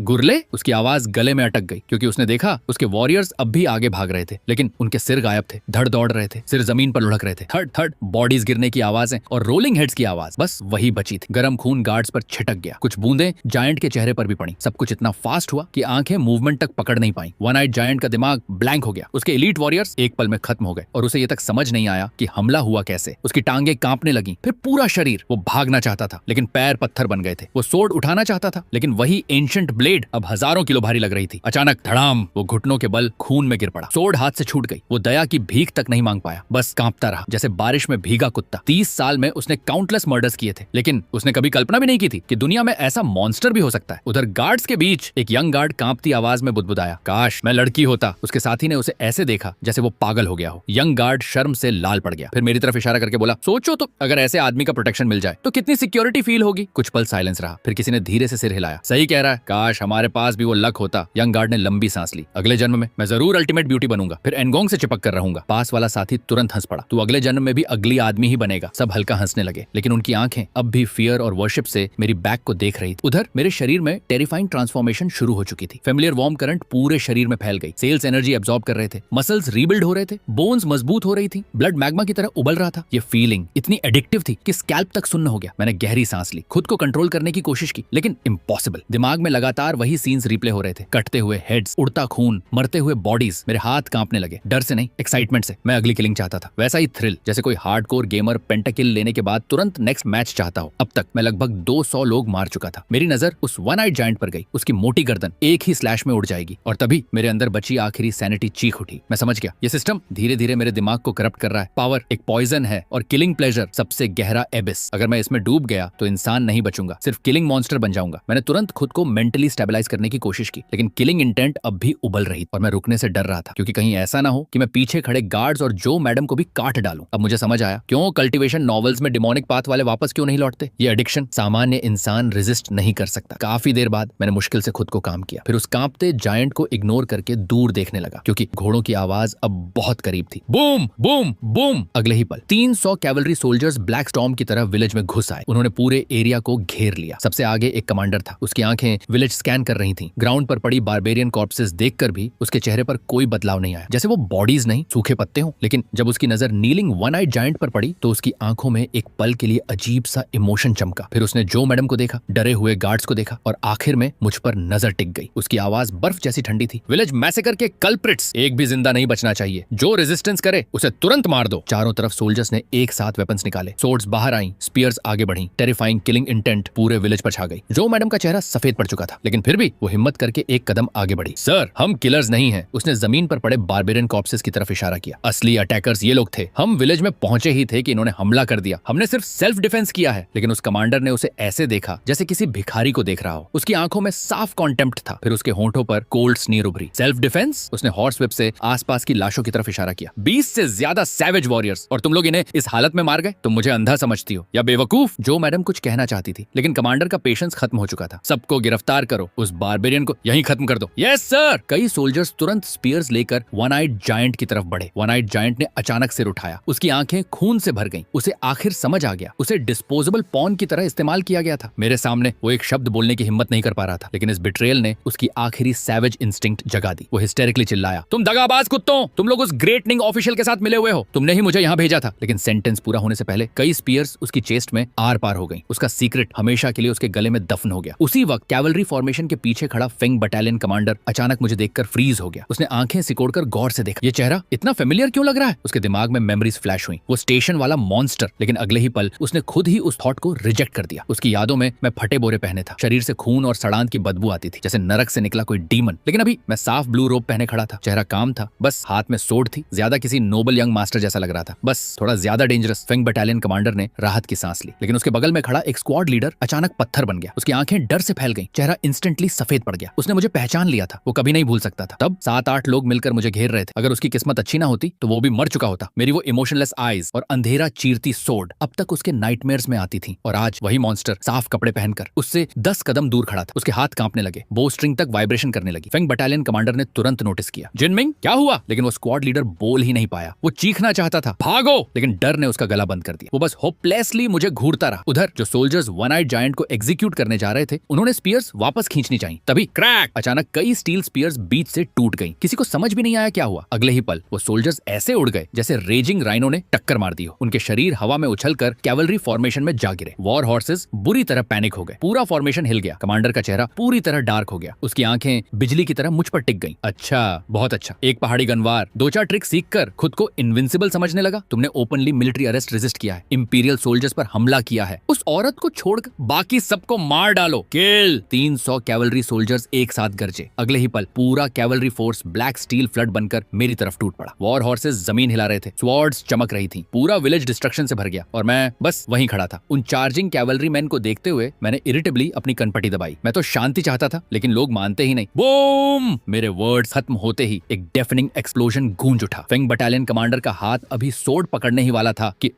एक हॉरिफाइंग स्क्रीम उसके कान के पास फटी। उसने घबराकर सिर घुमाया। उसके बगल वाला कैवलरी सोल्जर अचानक फ्रीज हो गया था। फिर उसका हेलमेट और सिर दोनों हवा में घूमते हुए ऊपर उड़ गए। हेडलेस बॉडी कुछ कदम हॉर्स पर आगे बढ़ी, फिर नीचे गिर गई। फेंग बटालियन कमांडर के कपड़े कोल्ड स्वेट से भीग गए, लेकिन रिएक्शन का मौका ही नहीं मिला, क्योंकि अगले ही पल हर तरफ स्क्रीम्स फूट पड़ी, चारों दिशाओं से, जैसे प्लेग फैल गया हो। उसने अपनी जिंदगी का सबसे हॉरिफाइंग सीन देखा। जो सोल्जर्स एक पल पहले अनस्टॉपेबल लग रहे थे, अगले पल व्हीट फील्ड की तरह गिर रहे थे। कोई फ्लैशी सोर्ड लाइट नहीं, कोई फियर्स क्लैश नहीं, बस एक ब्लरी ब्लू शैडो। मैं गोस्ट की तरह पूरी कैवलरी फॉर्मेशन में घूम रहा था। जहां शैडो गुजरती वहां लोग गिर जाते, वेपन्स टूट जाते, बॉडीज उड़ जाती। हॉर्सेस पैनिक होकर अपने ही सोल्जर्स को कुचलने लगे। पूरा बैटलफील्ड केओस में बदल गया। थर्ड क्रैक, स्क्रीम्स, बॉडीज लगातार गिरती रहीं। फेंग बटालियन कमांडर का ब्रेन पूरी तरह जाम हो चुका था। वो हॉर्स पर जड़ बनकर बैठा रहा। उसकी आंखें बाहर निकल आई थी। वो हेल्पलेसली देखता रहा। साथी गायब होते जा रहे थे। 10, 50, 100, 200, उसे पता ही नहीं चला कितना वक्त बीता। शायद बस कुछ सांसों जितना। फिर अचानक सब शांत हो गया। स्क्रीम्स खत्म, हूव्स की आवाज खत्म। दुनिया फिर से उसी मौत जैसी साइलेंस में डूब गई। फेंग बटालियन कमांडर ने बड़ी मुश्किल से गर्दन घुमाई। चारों तरफ सिर्फ लाशें थीं। 300 एलीट कैवलरीमैन लगभग पूरी तरह खत्म हो चुके थे। सिर्फ वो और कुछ पुराने सर्वाइविंग स्क्वाड लीडर्स बचे थे, साथ में वो एरोगेंट कमांडर भी। और मैं ना जाने कब फिर से अपनी ओरिजिनल पोजीशन पर लौट आया था। मैंने सीधे फेंग बटालियन कमांडर की तरफ देखा, फिर हल्की स्माइल दी। फेंग बटालियन कमांडर, काफी वक्त बाद मिले, पहचाना नहीं क्या? मेरी आवाज बहुत हल्की थी, लेकिन उसके कानों में मौत की घंटी की तरह गूंजी। उसने जमीन पर बिखरी लाशों को देखा, फिर मेरी तरफ। उसकी टांगें जवाब दे गईं। वो हॉर्स से नीचे गिर पड़ा, फिर घुटनों के बल रेंगते हुए मेरे सामने आया और पागलों की तरह सिर पटकने लगा। हीरो स्पेयर मी, मुझसे गलती हो गई, मैं अंधा था, प्लीज मुझे छोड़ दो, मैं मरना नहीं चाहता। उसके पीछे बाकी सर्वाइविंग ऑफिसर्स भी हॉर्सेस से कूद पड़े और सब नील करके मर्सी मांगने लगे। उधर वो एरोगेंट कमांडर अब भी हॉर्स पर बैठा था, लेकिन उसका पूरा शरीर स्टोन स्टैचू बन चुका था। आंखें बाहर निकली हुई थी, प्यूपिल्स कांप रहे थे, उसके हाथ अनकंट्रोलेबली ट्रेंबल कर रहे थे। वो समझ ही नहीं पा रहा था उसके प्राउड एलिट कैवलरीमैन आखिर एक पल में खत्म कैसे हो गए। वो कुछ बोलना चाहता था, कमांड देना चाहता था, लेकिन गले से सिर्फ टूटी हुई आवाज निकली। मैंने डिस्गस्ट से उसकी तरफ देखा, फिर जो मैडम की तरफ मुड़ा। वो अब भी शॉक में थी। मैंने कैजुअली कहा, बॉस जो, बाकी इंटरोगेशन तुम्हारे हवाले। इन लोगों के पास तुम्हारे हस्बैंड की डेथ के बारे में इंटरेस्टिंग इन्फॉर्मेशन जरूर होगी। बॉस जो, बाकी इंटरोगेशन तुम्हारे हवाले। इन लोगों के पास तुम्हारे हस्बैंड की डेथ के बारे में इंटरेस्टिंग इन्फॉर्मेशन जरूर होगी। इतना कहकर मैं पीछे हट गया। पूरा विलेज अब सिर्फ लाशों और डर की स्मेल से भरा था। वो एरोगेंट कमांडर जो कुछ मिनट पहले खुद को कानून समझ रहा था, अब मिट्टी में घुटनों के बल गिरा कांप रहा। जो मैडम धीरे धीरे उसकी तरफ बढ़ी। उसके हाथ में तलवार थी, लेकिन उससे ज्यादा शार्प उसकी आंखें थी। अब बोलो, उस दिन नॉर्थ बॉर्डर में क्या हुआ था? कमांडर ने होंठ भींच लिए। शायद उसे लगा अगर उसने सच बोला तो मर जाएगा, लेकिन तभी मैंने कैजुअली उसकी तरफ देखा, बस एक नजर। कमांडर की पूरी बॉडी वायलेंटली कांप उठी। उसे इंस्टेंटली याद आ गया, अभी कुछ देर पहले 300 कैवलरी कैसे मिट्टी में बदल गए थे। उसकी आखिरी मानसिक दीवार टूट गई। मैं बोलूंगा, सब बोलूंगा। उसकी आवाज फट चुकी थी। जनरल जो की हार एक्सीडेंट नहीं थी, उनकी सेना की सप्लाई रूट्स जानबूझकर लीक की गई थी, रीइंफोर्समेंट्स रोकी गई और बैटल शुरू होने से पहले ही उनकी पोजीशन बारबेरियन ट्राइब्स को बेच दी गई थी। जो मैडम की उंगलियां तलवार की मूठ पर कस गईं। किसने? कमांडर ने कांपते हुए जवाब दिया। युन सिटी गवर्नर और इंपीरियल कोर्ट का वाइस मिनिस्टर हान दोनों मिले हुए थे। उन्हें जनरल जो बहुत डेंजरस लगने लगे थे। आर्मी में उनका इन्फ्लुएंस बहुत बढ़ चुका था। अगर वो जिंदा रहते तो फ्यूचर में कोर्ट की पावर हिल सकती थी। हवा अचानक भारी हो गई। पीछे खड़े गार्ड्स भी शॉक में जम गए। यंग मास्टर अविश्वास से बुदबुदाया, उन्होंने अपने ही जनरल को सैक्रिफाइस कर दिया। कमांडर बिटर हंसी हंसा। कोर्ट पॉलिटिक्स में मरते हमेशा सोल्जर्स ही हैं। पूरा विलेज कुछ सेकंड्स के लिए पूरी तरह शांत हो गया। सिर्फ ठंडी हवा चल रही थी। जो मैडम धीरे धीरे आंखें बंद कर ली। शायद इतने महीनों बाद उसे आखिरकार सच मिल गया था। उसकी आंखों के किनारों पर हल्की नमी उभर आई, लेकिन उसने खुद को संभाल लिया, क्योंकि अब वो हेल्पलेस विडो नहीं थी। अब उसके पीछे मैं खड़ा था। मैंने आसमान की तरफ देखा। डूबता हुआ सूरज पूरे विलेज को लाल रंग में रंग रहा था। खून, धोखा, पॉलिटिक्स, वॉर। इस दुनिया में इंसानी जान शायद सच में सबसे सस्ती चीज। मैंने धीरे से अपनी ब्लैक गोल्ड ब्लेड वापस शीट में डाली। चले, मैंने कैजुअली पूछा। जो मैडम ने मेरी तरफ देखा। उसकी आंखों में पहली बार सिर्फ ग्रेटिट्यूड नहीं था, उसमें ट्रस्ट था और शायद थोड़ी वार्मथ भी। उसने हल्का सा सिर झुका दिया। हाँ, घर चलते हैं। विलेज छोड़ते वक्त कोई भी पीछे मुड़कर नहीं देख रहा था, क्योंकि कुछ जगहें इतनी ज्यादा खून और धोखे से भर जाती हैं कि वहां इंसान सिर्फ बॉडीज छोड़ सकता है। यादें नहीं। शाम तक हम वापस यून सिटी की तरफ लौट रहे थे। ठंडी हवा चल रही थी। घोड़ों की टापें सुनसान रोड पर गूंज रही थीं, लेकिन इस बार काररिज के अंदर का माहौल पहले जैसा भारी नहीं था। काफी देर बाद जो मैडम ने धीरे से पूछा, एनगोंग, अगर उस दिन आप नहीं मिलते तो शायद मैं कभी सच तक नहीं पहुंच पाती। मैंने सामने देखते हुए जवाब दिया, सच हमेशा वही होता है, बस कमजोर लोग उसे छू नहीं पाते। वो कुछ सेकंड्स चुप रही, फिर अचानक हल्का सा मुस्कुराई। आप हमेशा इतनी डरावनी बातें इतनी कैजुअली क्यों बोलते हैं? मैंने उसकी तरफ देखा। डरावनी? मुझे तो नॉर्मल लगती हैं। ये सुनकर कैरेज के पीछे बैठे गार्ड्स तक हंस पड़े। कई दिनों बाद शायद पहली बार यून सिटी पहुंचते पहुंचते रात हो चुकी थी। सिटी वॉल्स पर लैंटर्न्स जल चुके थे। दूर से पूरा शहर काले अंधेरे में चमकते किसी एंशिएंट बीस्ट जैसा लग रहा था। गेट के गार्ड्स ने जो फैमिली की काररेज देखते ही रास्ता खोल दिया, लेकिन जैसे ही उनकी नजर मुझ पर पड़ी, सबके एक्सप्रेशंस सटनली बदल गए। अब मैं सिर्फ गेस्ट नहीं था। अब यून सिटी में रूमर्स फैल चुके थे। एक मिस्टीरियस सोर्ट्समैन जो अकेले आर्मीज खत्म कर देता है, और जो मैनर अब उस मॉन्स्टर का घर है। कोर्टयार्ड में पहुंचते ही सर्वेंट्स भागते हुए आए। कुछ लोग घायलों को संभालने लगे, कुछ हॉर्सेस लेने लगे, लेकिन जो मैडम वहीं रुक गई। उसने कोर्टयार्ड के बीच खड़े होकर गहरी सांस ली। घर? शायद बहुत दिनों बाद उसे ये जगह फिर से घर जैसी लगी थी। मैं मुड़कर जाने लगा, तभी पीछे से उसकी आवाज आई, रुकिए। मैंने पीछे देखा। वो कुछ हेजिटेंट लग रही थी, फिर धीरे से बोली, आज क्या आप डिनर मेरे साथ करेंगे? मैं कुछ सेकंड्स उसे देखता रहा, फिर हल्का सा सिर हिलाया। ठीक है। उस रात जो मैनर सरप्राइजिंगली शांत था। न पॉलिटिक्स, न ब्लडशेड, न किलिंग इंटेंट, बस गर्म खाना, धीमी कैंडल लाइट और बाहर गिरती हल्की बारिश। जो मैडम सामने बैठी थी, आज उसने आर्मर या फॉर्मल रोब नहीं पहनी थी, बस सिंपल व्हाइट ड्रेस। पहली बार वो किसी नोबल विडो से ज्यादा अपनी उम्र की एक नॉर्मल वुमन लग रही थी। आप हमेशा अकेले रहे? उसने अचानक पूछा। मैंने कुछ पल सोचा। हाँ, इस दुनिया में भी और शायद पिछली दुनिया में भी। वो मेरी बात पूरी तरह नहीं समझी, लेकिन उसने पूछा नहीं, बस क्वाइटली टी पोर करती रही। कुछ रिश्ते बिना सब कुछ जाने भी बन जाते हैं। रात काफी देर तक दोनों कोर्टयार्ड में बैठे रहे। बारिश की बूंदें स्टोन फ्लोर पर गिरती रहीं, और पता नहीं कब मुझे एहसास हुआ, शायद मैं अब इस सिटी को छोड़कर जाना नहीं चाहता था। अगर आपको भी ये डार्क फैंटेसी स्टोरी पसंद आई हो तो चैनल को सब्सक्राइब जरूर करना।